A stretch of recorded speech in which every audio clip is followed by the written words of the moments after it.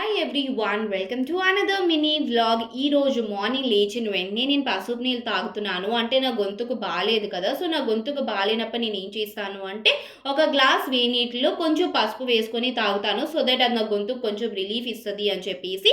And నేను ఈరోజు morning బ్రేక్‌ఫాస్ట్‌లోకి మా మమ్మీ బొబ్బట్లు చేస్తుంది. యాక్చువల్‌గా అయితే ఉగాదికి చేసుకోవాలి. కాకపోతే ఉగాది రోజు మా మమ్మీకి కుదరలేదు. అందుకని చెప్పేసి ఈరోజు అయితే చేస్తుంది. మా మమ్మీ బొబ్బట్లు చేసినప్పుడు నాకు చాలా నచ్చింది. అందుకని చెప్పి స్టార్టింగ్ ఒకటి నేను చేశాను. చేసిన తర్వాత తెలిసింది ఏంటి అంటే మా మమ్మీ కన్నా నేనే బాగా చేస్తున్నాను. అందుకని చెప్పేసి ఇంకా మిగతావన్నీ కూడా నేనే చేశాను. అప్పుడు నాకు అనిపించింది పర్వాలేదు, నేను కూడా బాగా చేయగలుగుతాను. నేను చేసింది కూడా 10 మంది తినగలుగుతారు అని చెప్పేసి.